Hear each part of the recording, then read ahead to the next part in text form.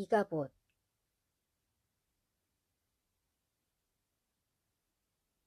대선지자는 이사야, 예레미야, 에스겔이다.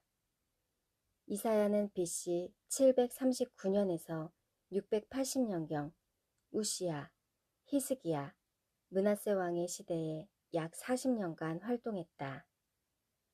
미래에 있을 남유다의 심판과 구속, 세계 열방에 대한 심판을 예언했다. 예레미야는 BC 627년에서 586년에 남유다의 멸망을 40년간 외쳤고 멸망을 지켜보았다. 에스겔은 BC 593년에서 571년에 바벨론 포로 상태에서 유다에 대한 심판을 예언하였다. 에스겔이 전한 메시지의 핵심은 그가 빈번하게 사용한 단어를 통해서도 확인된다.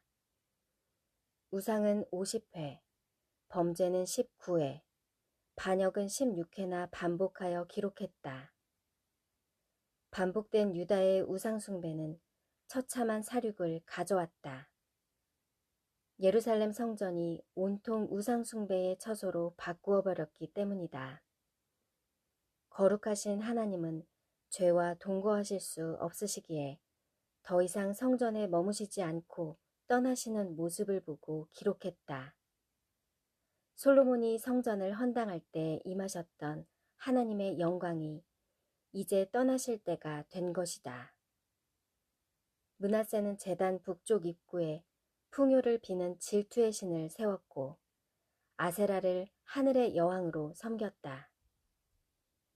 이스라엘 집안의 장로 70명은 벌레 형상의 우상 앞에서 향을 피웠다. 여자들은 단무스를 위하여 슬피 울고 있었다. 여호와의 성소 입구에서는 25명이 여호와의 성전을 등지고 동쪽 태양을 향하여 절하고 있었다.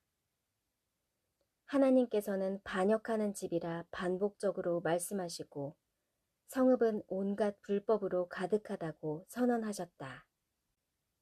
마침내 하나님의 성전의 지성소에 계시던 하나님의 영광이 성전 문지방으로 옮겨갔으며 그룹을 타고 동쪽 문으로 나가셨다. 이가봇. 사무엘 시대 실로에 위치한 장막에서 사역하던 엘리 제사장의 며느리는 남편이 죽고 하나님의 궤는 블레셋 사람들에게 탈취되었다는 말에 충격을 받고 죽으면서 낳은 아이의 이름을 이가봇이라 불렀다. 이가봇은 하나님의 영광이 없다는 의미다. 안타깝게도 중요한 시대에는 이가봇의 슬픈 역사가 되풀이된다.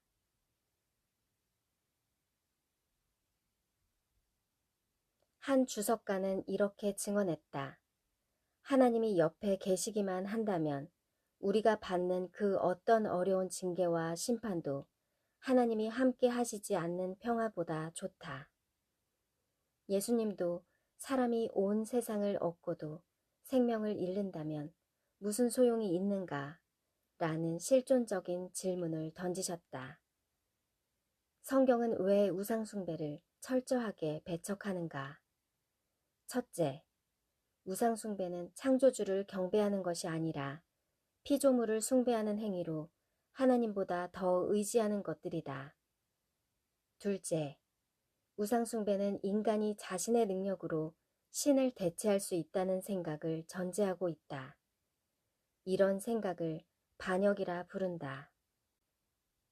유다 백성들은 성전을 안전한 피난처로 생각했다. 예레미야 시대 예루살렘이 멸망할 때도 사람들은 바벨론 군대를 피하여 성전이 있는 예루살렘으로 몰려들었다. AD 70년 예루살렘이 멸망할 때도 같은 일이 반복되었다. 집을 지을 때가 곧 오지 않겠느냐? 이 성읍은 가마솥이 되고 우리는 고기가 된다. 임박한 종말과는 너무나 동떨어진 엉뚱한 말을 하고 있었다. 부패한 지도자들은 바벨론 군대가 몰려오는 것을 보면서도 예루살렘 성은 견고하여 절대 무너지지 않을 것이므로 평안할 것을 강조하였다. 자신들의 죄악상에 대해 무감각했을 뿐 아니라 백성들을 잘못 인도하여 도덕적으로 타락하고 우상을 숭배하도록 이끌었다. 심지어 그들은 이렇게 말했다. 많은 날들이 흘러가는데 예언은 모두 그대로 지나간다. 그러나 하나님께서 그들에게 이렇게 말씀하셨다. 나는 여호와다. 내가 하는 말은 모두 그대로 이루어지고 더 이상 미루어지지 않을 것이다. 나는 너희가 살아있는 동안에 내가 말한 것을 그대로 이룰 것이다. 나 주 여호와의 말이다. 이스라엘의 범죄와 멸망을 두 번이나 알고 있는 현대교회는 그들의 실패를 답습했다.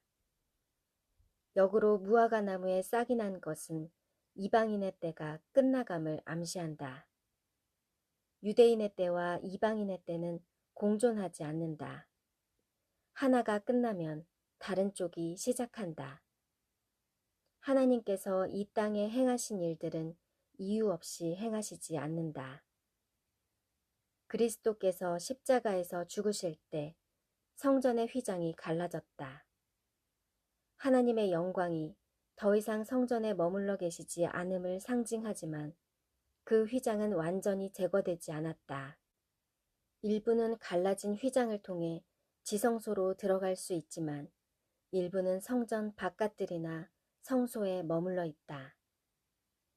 우리는 살아계신 하나님의 성전이다.